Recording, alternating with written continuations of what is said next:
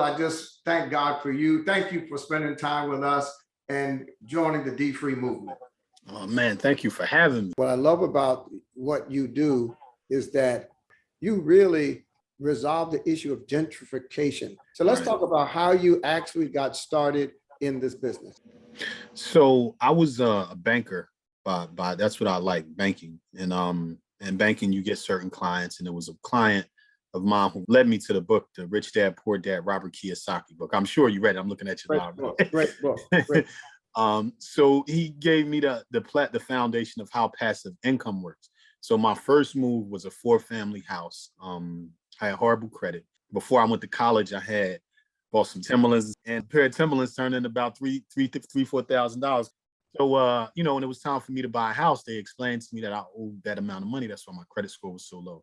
Let's pause right there, because you said something quickly I want people to hear. One pair of Timberlands turned into $3,000 to $4,000 worth of debt. That's why when we talk about financial freedom and creating wealth, we start with debt. If we use credit to finance a lifestyle we can't otherwise afford, then that's bad debt, and that debt will pull you down. But don't miss that. One pair of Timberlands turned into $3,000 or $4,000. So fast forward to 23, 24, I had to deal with it. I did negotiate with my debtors. Just because it's $3,000, $4,000 that they say you owe, you could always tell them, look, this is what I have in my account, and being honest, will you take this? One debtor took it, another debtor took it. That shot my score up. I got some secured credit cards, paid that stuff up. And that got me to like the 620 that I needed for FHA 203K loan. That loan. Can you just explain what that is, FHA 203K?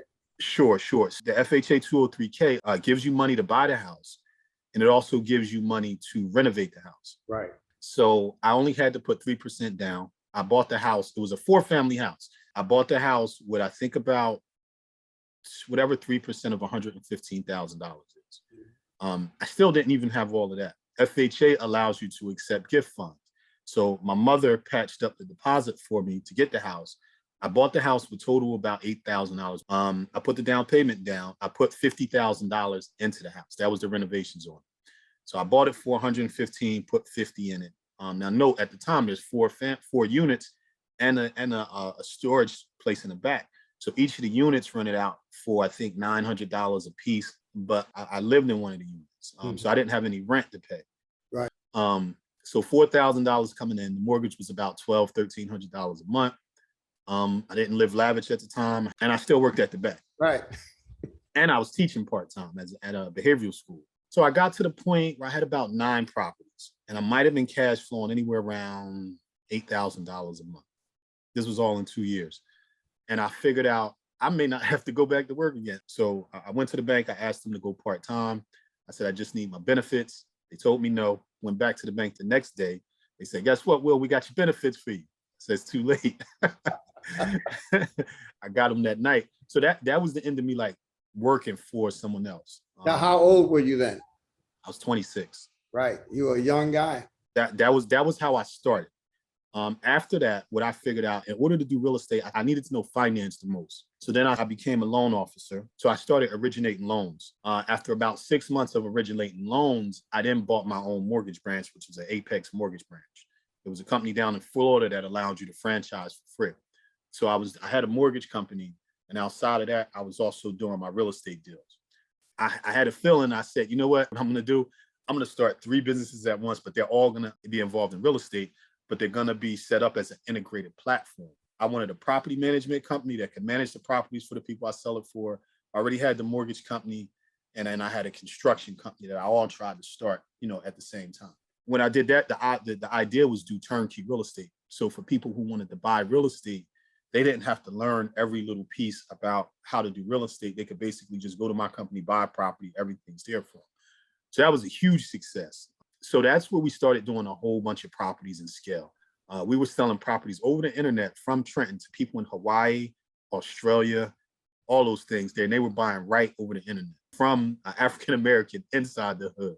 We were doing about 150, 160 houses a year.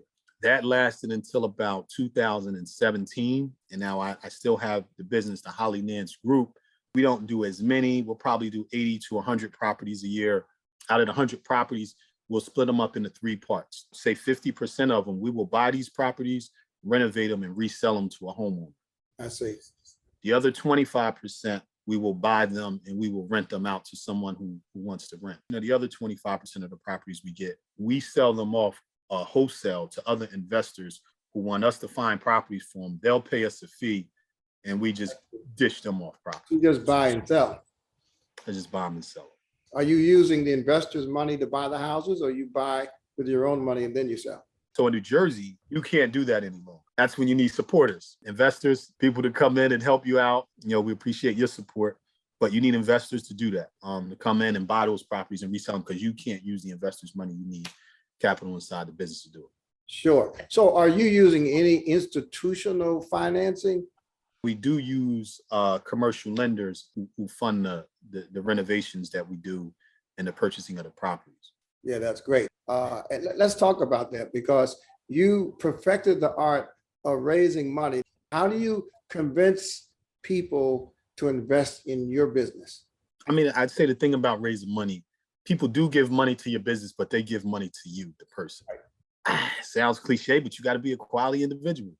You got to do what you say you're going to do. You got to show some discipline. And investors don't like giving money to people that are everywhere. Most investors are successful themselves, so they can call nonsense from 200 miles away.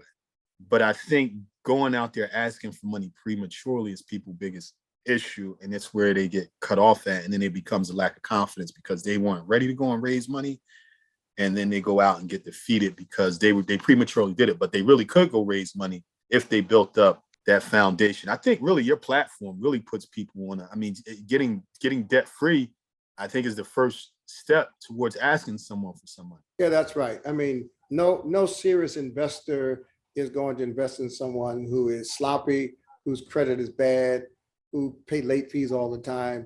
I mean, we don't invest in businesses, we invest in people. You're exactly right. I brag about you all the time, just based on Willingboro. Give us a snapshot of the Willingboro story, because I think the Willingboro story is one for the books. You need to be in magazines, on television. This is a great story. So I think we found Willingboro in 2013. They had about 800 abandoned properties at the time and very nice houses. When we went, we said, look, is this somewhere where we can set up, raise about $10 million and do 100 houses? From the 800 that they had, of course, we couldn't get to all of them, but we did size up a plan where we can get to the 100 of them. We figured out if we went in there and did an architectural design for each one, knock some of the walls down and create an open concept, that we can scale a redevelopment plan, which is hard to do in redevelopment or reconstructing, because normally every house that you do is different. Right. So in 2008, that's when the subprime crisis hit. And it hit Willingboro the hardest because it was predominantly Black, and they were the ones that were getting these loans. So Willingboro had an abandoned property issue where people were just leaving the houses because they owed $300,000 on the house that was only worth $100,000. Yeah, it was a huge problem, huge problem. It was a huge problem. So the township, when we called them, they were basically like, we don't know what we're going to do.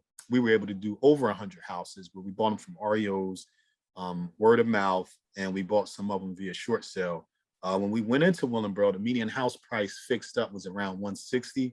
The houses, once we left, was going for around $250. Now, why this was a spark to redevelopment, a lot of developers are followers. Right. Nobody wants to be the first guy in the water to go test. When we went into Willingboro and we recreated this colonial house, a lot of other investors went on the market, saw the house that we did, they started doing the same thing. So a lot of that creativity that we look to provide is a catapult to a lot of these areas that really don't have another outlet, because people don't want to take a chances on these areas. Yeah, it's a great story. Willingboro has a Black city council, Black board of education, a high percentage of Black homeowners, and it was hit very hard in the mortgage crisis of 2008 and beyond. And a solution didn't come from the city council, and it didn't come from the state legislature or the governor.